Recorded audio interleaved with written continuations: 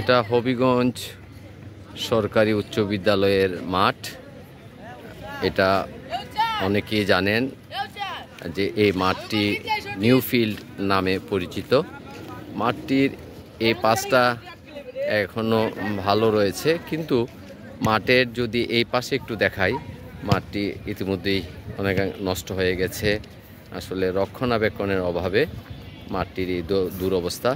এর আগে কিন্তু এই মাঠের মধ্যে খেলাধুলা খুব একটা হতো না, কারণ এখানে প্রতি বছর এখানে মেলার আয়োজন করা হতো, এবং যারা মেলার আয়োজন করতেন আসলে স্কুলের যে ছাত্ররা রয়েছেন তারা কিন্তু কেউ কেউ জানলেও অধিকাংশ যারা আছেন তারা জানতেন না। কিন্তু এখন কিন্তু এই মাঠটির একটি পাশ যেহেতু ভালো, সেই জন্য এখানে অনেকেই খেলাধুলা করেন।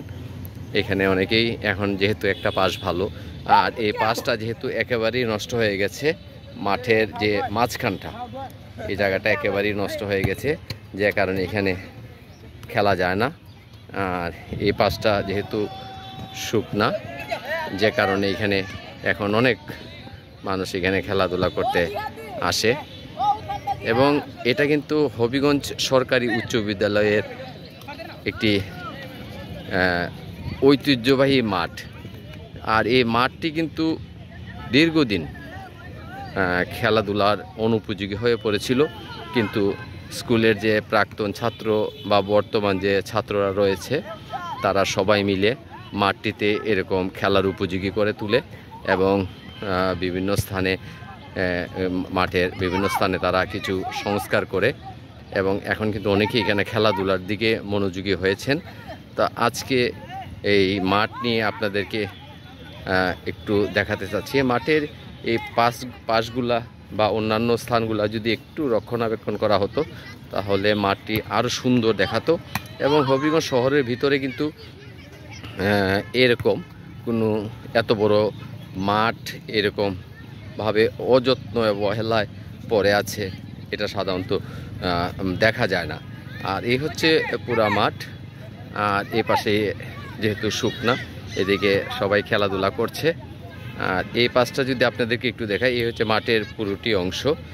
আর স্কুলের যারা বর্তমান এবং প্রাক্তন শিক্ষার্থী ছিলেন তারা এই মাঠটি যখন কিছুটা সংস্কার করার পর কিন্তু স্কুলের যারা শিক্ষার্থী প্রাক্তন এবং বর্তমান তারা মিলে কিন্তু এখানে যে মাঠের যে পাশে যে দেয়াল রয়েছে সেই দেয়ালের মধ্যে তারা অনেক দেয়াল চিত্র এখানে করেন, এবং এই লেখাগুলো আমি আপনাদেরকে একটু দেখাচ্ছি।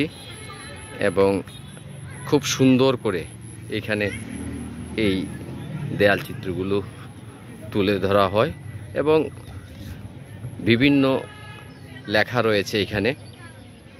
এবং দেখেন এখানে কিন্তু অনেক কিছু, এবং জায়গাটা তারা যারা আছেন শিক্ষার্থী বর্তমান এবং প্রাক্তন সবাই চেষ্টা করেছেন।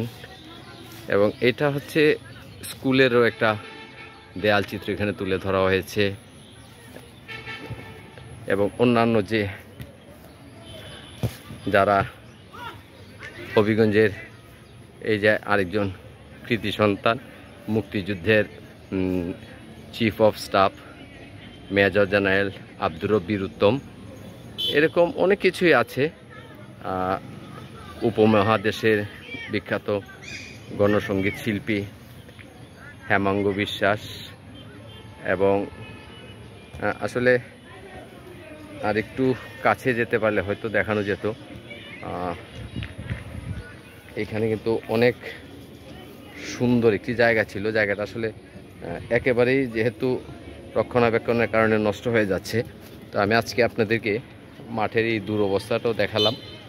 মাঠের এটা আসলে খেলাধুলার উপযোগী করে তুলে ধরা দরকার। আর এই পাশে হচ্ছে আরও কয়েকটি দেয়াল চিত্র আপনাদেরকে দেখাতে চাচ্ছি। আমাদের এই যে বিশিষ্ট সঙ্গীত শিল্পী সুবীর নন্দী। এটা হচ্ছে স্কুলের আরেকটি চিত্র। সঙ্গীত শিল্পী ও সাংবাদিক সঞ্জীব চৌধুরী, এরকম অনেক গুণীজনের এখানে ছবি এখানে আর্ট করা হয়েছে। এবং ব্র্যাকের যে প্রতিষ্ঠাতা স্যার ফজলে আহসান আবেদ, ওনার এটাও আছে এখানে, এবং বিভিন্ন লেখা রয়েছে। তো এই জিনিসগুলা দেখানোর আপনাদেরকে চেষ্টা করলাম। এবং হবিগঞ্জ সরকারি উচ্চ বিদ্যালয়ের যে প্রাক্তন অফিস সহায়ক ছিলেন আব্দুল হামিদ ভাই, ওনার ছবি। তারপর আছে মুক্তিযুদ্ধের 4 নম্বর sector commander major general Chittaranjan Datta Bir Uttom, ওনার। এবং এই পাশে আছে স্কুলের আরেকটি আর্ট করে রাখা হয়েছে। আর ইতিমধ্যে কিন্তু স্কুলের যে মাঠের যে গাছ, একটা আম গাছ ছিল, সেই আম গাছটা ইতিমধ্যেই পড়ে গেছে এবং এটা এই অবস্থায় আছে। আর এই হচ্ছে এই হবিগঞ্জ সরকারি উচ্চ বিদ্যালয়ের পুরো মাঠ। এবং মাঠটি আসলে সংস্কার করা খুবই জরুরি হয়ে পড়েছে, তাহলে কিন্তু সবাই খেলাধুলায় মনোযোগী হবে।